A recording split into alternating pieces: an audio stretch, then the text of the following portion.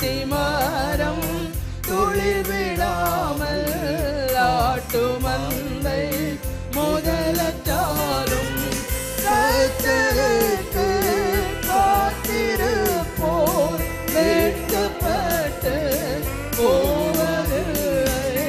கர்த்தருக்கு காத்திருப்போர் வெட்கப்பட்டு போவதில்லை. நம்புவே இயேசுவை, நம்புவே இயேசுவை, நம்புவே இயேசுவை, நம்புவே இயேசுவை. யோவான் ஸ்நானகன் இயேசுவை குறித்து சொல்லும்போது மத்தேயு சுவிசேஷம் 3ஆம் அதிகாரம் 11ஆம் வசனத்திலே எனக்கு பின் ஒருவர் வருகிறார், அவர் என்னிலும் வல்லவராயிருக்கிறார், அவருடைய பாதரட்சையை சுமப்பதற்கு நான் யாரல்ல, பாத்திரன் அல்ல. நான் உங்களுக்கு ஜலத்தினால் ஞானஸ்நானம் கொடுக்கிறேன், அவரோ வென்றால் பரிசுத்த ஆவியினாலும் உங்களுக்கு ஞானஸ்நானம் கொடுப்பார். அக்கினியினாலும் பரிசுத்த ஆவியினாலும். two type of baptism is stated here. ஒன்று the baptism of Holy Spirit, another baptism என்னது, fire. சில சொல்வாங்க அபிஷேகத்தில் two type of anointing இருக்கு. ஒன்று ஆர்டினரி anointing, இன்னொன்று ஃபயர்ஃபுல் anointing. ஒன்று வல்லமை உள்ள ஆவியானவர், ஒன்று ஆர்டினரி ஸ்பிரிட். அப்படி கிடையாது. the baptism of fire என்பது அங்கே ஆவியின் அபிஷேகத்தை யோவான் குறிப்பிடவில்லை.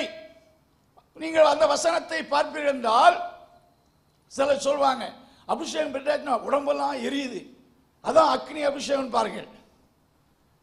அப்படி கிடையாது. அபிஷேகம் வந்த போது ஏதோ சரீரம் தீப்பிடிச்சிருக்குன்னா அது உண்மையான ஆவியின் அபிஷேகம் கிடையாது. அது அப்படியே நெருப்பு பிடிக்கிறது போல அதெல்லாம் ஒரு எமோஷனல் வார்த்தை.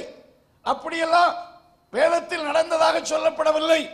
வேதத்தில் இந்த அக்கினி அபிஷேகம் என்பது மக்களை குழப்புவதற்காக சொல்லப்படும் ஒரு வார்த்தை. இங்கே யோவான் ஸ்நானகன் அக்கினி அபிஷேகம் என்பதற்கு டெஃபினிஷன் கீழே உள்ள வார்த்தையில் சொல்லுகிறார். 13ஆம் வசனம் வாசியுங்கள். அப்பொழுது யோவானால் ஞானஸ்நானம் பெறுவதற்கு இயேசு கலிலேயா விட்டு யோர்தானுக்கு அருகே அவனிடத்தில் வந்தார். யோவான் அவருக்கு தடை செய்து, நான் உம்மாலே ஞானஸ்நானம் பெற வேண்டியதா இருக்க நீர் என்னிடத்தில் அங்கே அக்கினியால் சுட்டரிப்பார், பதரையோ அவியாத அக்கினினால்.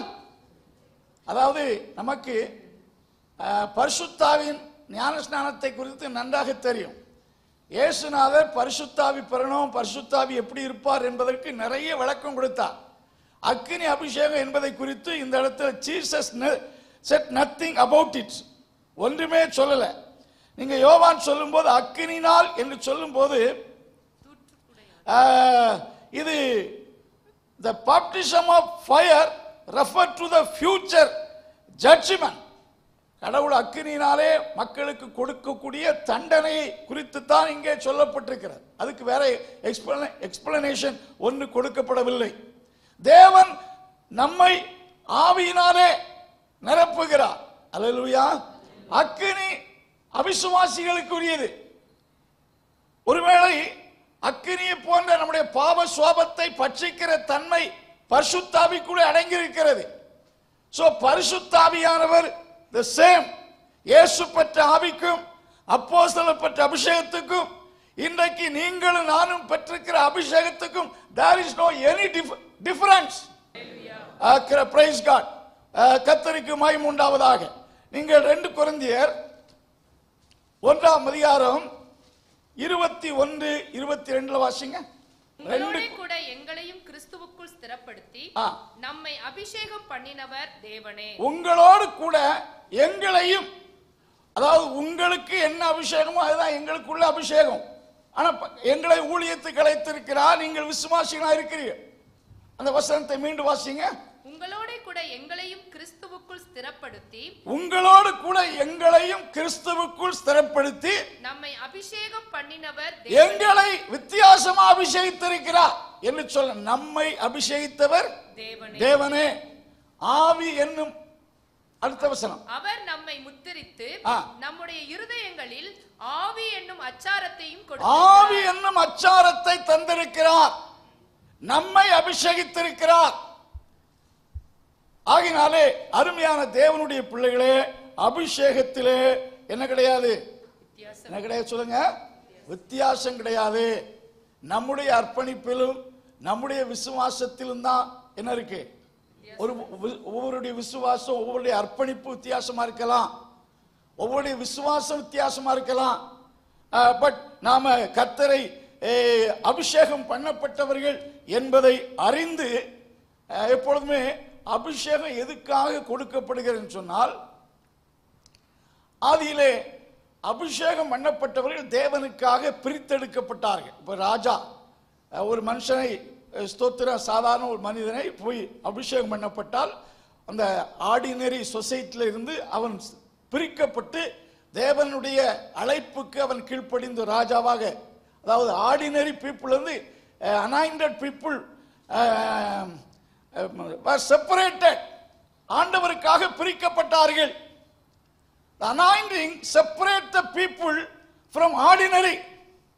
தேவனுக்காக நாம் அபிஷேகம் பெற்றவர்களுக்கு, நம்முடைய தேவன் எதுக்காக நம்மை அபிஷேகித்திருக்கிறார் என்றால், நம்மை உலகத்திலும் பாவத்திலும் அடிமைத்தனத்திலும் இருந்து நம்மை தமக்கென்று தம்முடைய சேவைக்கென்று அபிஷேகத்தினாலே பிரித்தெடுத்திருக்கிறார். கிறிஸ்து 33 வருடம் ஸ்தோத்திரம் தன்னுடைய தச்சு பட்டறையில் பணியாற்றி கொண்டிருந்தார். அபிஷேகம் அவர் மேல் இறங்கின போது அவர் தேவனுடைய சித்தத்தை செய்யும்படி குடும்பத்தை விட்டு, தொழிலை விட்டு, he was separated for God's purpose. Anointing of God separate a man from ordinaries. அவரை தேவனுக்கென்று பிரித்தெடுக்கிறது. சோ இதை புரிந்து கொள்ளுங்கள்.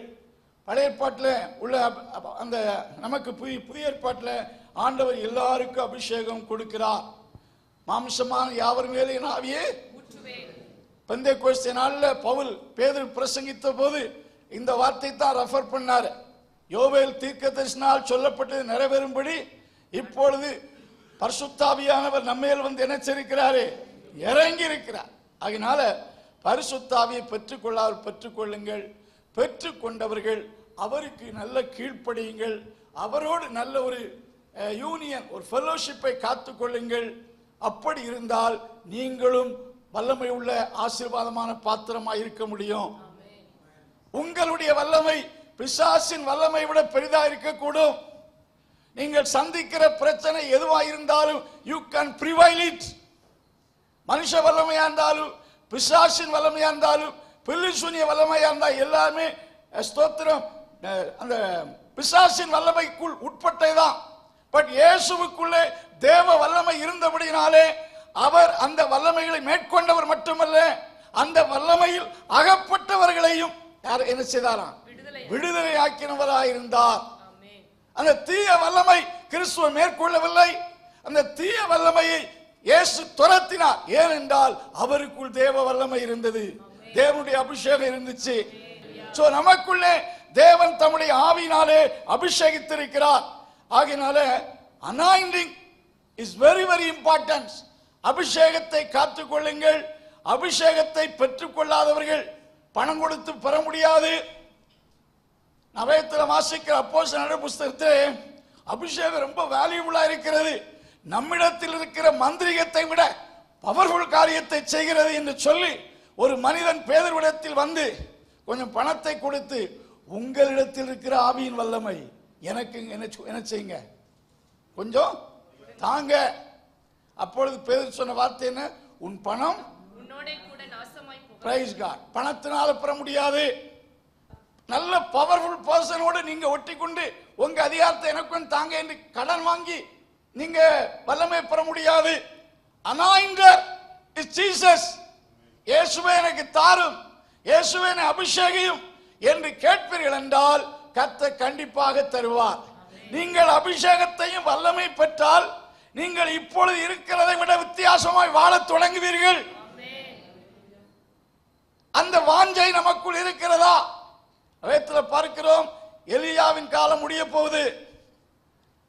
உலகத்துக்கு தேவன் தம்முடைய மக்களை தொடர்ந்து ஊழியத்தை செய்ய வேண்டும். தீர்க்கதரிசிகளின் புத்திரர், தீர்க்கதரிசன ஊழியத்துக்கு பயிற்சி பெற்றவர்கள் அநேகர் இருந்தாலும் எலிஷாவுக்குள்ளே ஒரு வாஞ்சை இருந்துச்சு. உம்மிடத்தில் இருக்கிற ஆவியின் வரம் எனக்கு என்ன செய்யணும்? ரெட்டிப்பாய் வேண்டும். Double portion. He wanted double portion, to have double portion of the Holy Spirit. அப்பொழுது எலியாவை சொன்னாரு, நீ ரொம்ப கடினமான காரியத்தை கேட்கிறாய், அல்ல அரிதான காரியத்தை கேட்கிறாய். மற்ற தீர்க்கதரிசிகள் எல்லாம் இன்றைக்கு உன் எஜமான் உம்மை விட்டு எடுத்துக்கொள்வார், உமக்கு தெரியுமா? சும்மா இருங்க, எனக்கு தெரியும் என்று சொல்லி அவன் அந்த வல்லமையை பெற்றுக்கொள்ள கருத்தாயிருந்தான். தேவனுடைய வல்லமையை, அதிகாரத்தை, அபிஷேகத்தை பெற்றுக்கொள்ள கருத்தாயிருந்தான். கர்த்தர் அவனுக்கு கொடுத்தார். எலியாவின் வரத்தை அல்ல, உம்மிடத்தில் உள்ள ஆவியின் வரத்தை எலியாவால் கொடுக்க முடியாது. அப்போ எலியாவால் கண்டிஷன் கொடுத்தான். சோ அதை அப்படியே ஃபாலோ பண்ணான். ஸ்தோத்திரம். ரெட்டிப்பான வல்லமையை பெற்றான். அந்த வல்லமையை பெற்ற போது அவனுக்குள்ள பிரதான மாற்றம் வந்தது. நீங்க வேதத்தில் வாசிக்கும் போது சாதாரணமா இருந்தவன், he was an ordinary man, but தேவ ஆவி அவனுக்குள் வந்தபோது அவன் பெரிய வல்லமை உள்ள சூப்பர் நேச்சுரல் மேனாய் மாறினான். அல்லேலூயா. சோ ஆவியின் வரத்தை, ஆவியை, பரிசுத்தாவியை பெற்றுக்கொள்ளாமல் பலர் இருக்கிறீர்கள். பெற்றுக்கொள்ள ஆசைப்படுங்கள். எலிசாவை போல எனக்கு தாரும் என்று கேளுங்கள். கண்டிப்பாக இயேசு கொடுக்கிறார். பரிசுத்தாவின் அபிஷேகத்தை ஆண்டவர் மாம்சமான யாவருக்கு வாக்கு பண்ணியிருக்கிறார். பழைய ஏற்பாட்டு காலமாயிருந்தால் அபிஷேகம் குறிப்பிட்ட சில மக்களுக்கு தான் கொடுக்கப்பட்டது. ஆசாரியர்கள், தீர்க்கதரிசிகள், இப்படிப்பட்டவர்களுக்கு தான் கொடுக்கப்பட்டது. பட் நமக்கோ ஆண்டவர் எல்லோருக்கும் கொடுக்கிறார்.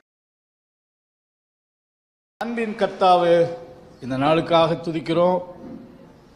இந்த கொடுக்கப்பட்ட இந்த வார்த்தைகள் நம்முடைய பிள்ளைகளுக்கு ஆசீர்வாதமாக இருப்பதாக, இந்த வாரத்தின் நாட்கள் ஆசீர்வாதமாக இருப்பதாக, ஆண்டவருடைய கிருபை யாவரோடு இருப்பதாக.